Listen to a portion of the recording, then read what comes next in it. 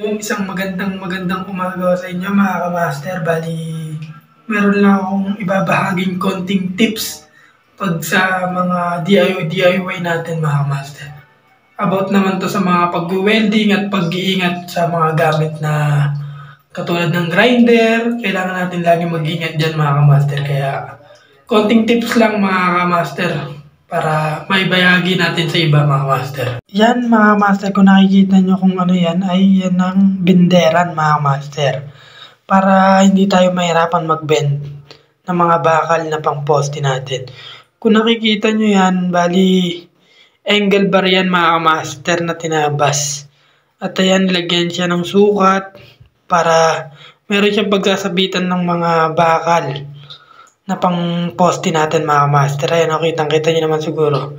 Diyan natin isasabit kung ano yung sukat ng ating pang anilyo or pambiga. Diyan natin siya isusukat at ayan, meron tayong bearing na malaki. Para siya yung magbe-bend, para hindi siya mahirap i-bend. Kasi karaniwan sa atin mga kamaster ay yung tubo lang tapos pako. Ayan, nakikita nyo naman siguro mga kamaster kung kano kada. Ang sunod naman natin ay gato mga kamaster para DIY. Kasi mahal to mga kamaster. Ayan pang ipit sa mga puputulin natin mga kamaster. Ayan ano lang yan, 2x2 mga kamaster.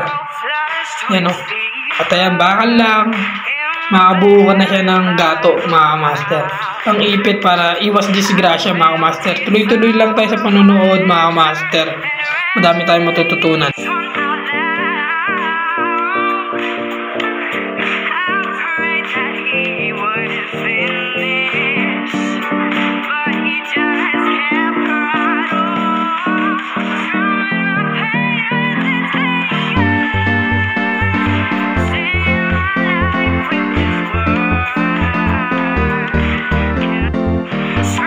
Yan mga master, bali grinder lang pero kinumbine natin parang cut off siya mga master. Ayan, may bearing na naman tayo, bali ano lang siya ng tubo, bali ayan, angle bar kinabit. Yan mga master, kitang-kita nyo naman, bali ayan, may tubular tayo na 2x4 mga master. Diyan natin ikakapit siya. Yan bali yan, gagawa tayo ng patungan ng grinder mga master kung nakikita nyo.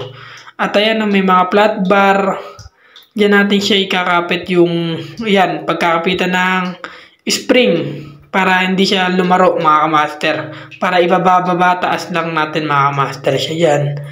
Ayan ayan, yung pagdadaanan naman siya ng grinder para hindi tumama.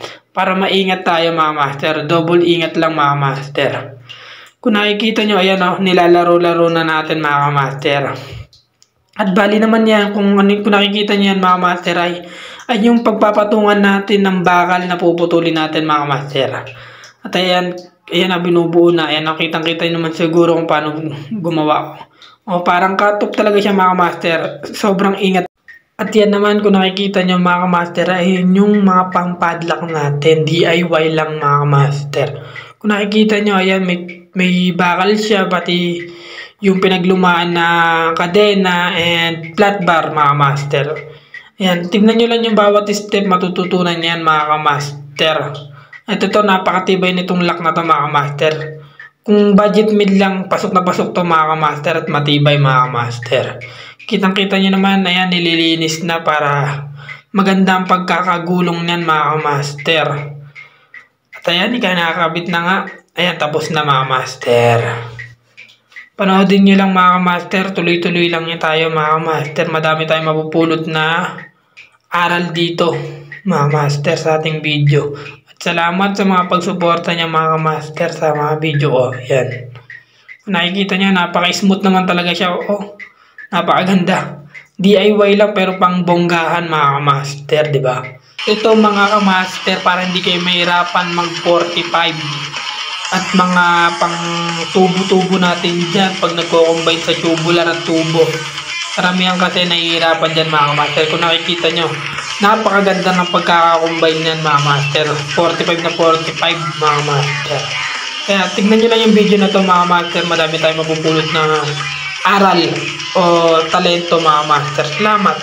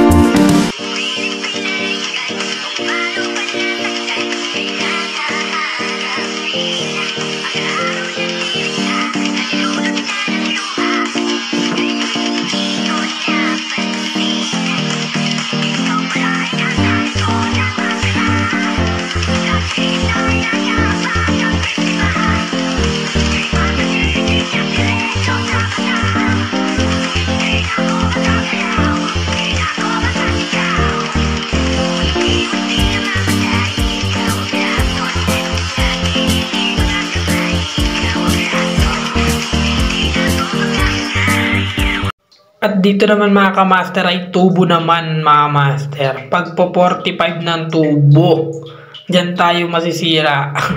Ito ang pinakamahirap talaga mga kamaster. Pero kung susundan lang natin ng step by step, matututunan natin to mga master. Wala tayong trabahong hindi napapagtutunan mga master. Kaya tuloy-tuloy lang. Smooth na smooth yan mga master. Yun, no, napakaganda. 0-0 mga master.